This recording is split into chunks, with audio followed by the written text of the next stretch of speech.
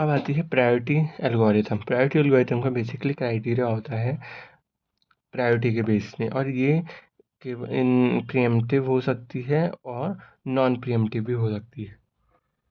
इसमें भी सेम होता है कि जैसे यहाँ पे दे रखा है, प्रोसेस दे रखे हैं, अराइवल टाइम, बस टाइम, और इसमें प्रायोरिटी भी दी हुई होती है। इसमें भी हमने सबसे पहले गैंट चार्ट बनाना होता है, फिर उसका turn around time, waiting time, average turn around time, average waiting time and so on निकालना होता है।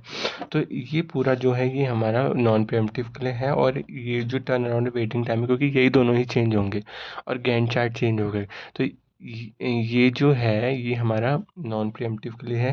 ये turn around time, waiting time and ये नॉन प्रीएम्प्टिव के लिए गैंट चार्ट है, और ये प्रीएम्प्टिव के लिए गैंट चार्ट है, और ये प्रीएम्प्टिव के लिए निकाला है turn around time and waiting time.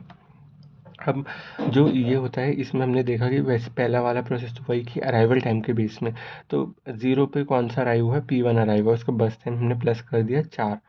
अब 4 में देखा तो 4 में सारे ही प्रोसेस आ गए हैं। सारे प्रोसेस जब अराइव हो चुके हैं, तब हमने देखा कि सबसे पहले जो प्रायोरिटी है, प्रायोरिटी किसकी ज़्यादा है, तो प्रायोरिटी सबसे पहले P4 की, क्योंकि 5 है इसकी, 5 मतलब हाईएस्ट प्रायोरिटी है इसकी। अब 4 और 5 की 5 थी, पर 4 जो है 5 से पहले आया है सिस्टम में, तो इसलिए हमने 4 लिया, बस टाइम ऐड कर दिया 5, 4 + 5 9 हो गया। अब इसके बाद हमने देखा पाँचवा, 9 + 5 11।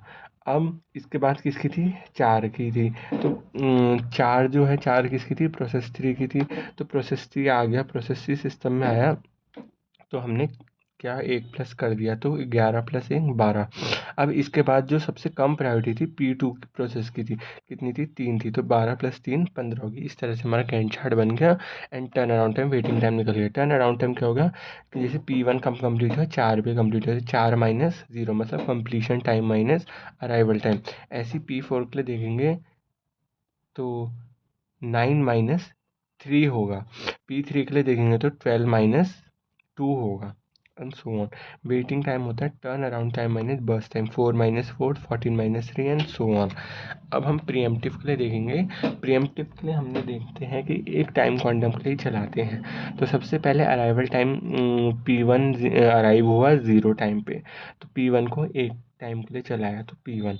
अब एक टाइम के लिए चलाया, हमने देखा एक में कौन अराइव हुआ, एक में P2 अराइव हुआ, तो P2 प्रोसेस को भी एक टाइम के लिए चलाया।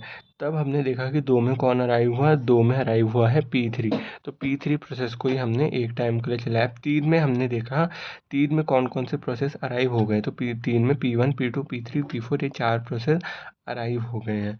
तो हमने क्या करा, अब हमने इनकी प्रायोरिटी देखी, सबसे ज़्यादा प्रायोरिटी किसकी है, प्रोसेस 4 की है, तो हमने प्रोसेस 4 को पूरे टाइम के लिए चला दिया। अगर हम एक टाइम के लिए भी चला दें तो उसके बाद भी हमने प्रोसेस 4 को ही चलाना होता है, इसलिए हमने प्रोसेस 4 को एक साथ चला लिया। तब 8 तक हमने देखा, 8 तक सारे प्रोसेस अराइव हो गए थे, P4 ऑलरेडी चल गया था, तो P5 की हाईएस्ट प्रायोरिटी, तो P5 को हमने चला दिया। तब हमने P3 को पूरे टाइम के लिए चला दिया, सॉरी P2 को पूरे टाइम के लिए चला दिया, क्योंकि P3 ऑलरेडी एक टाइम के लिए वहाँ चल चुका था, P3 का एक ही टाइम था।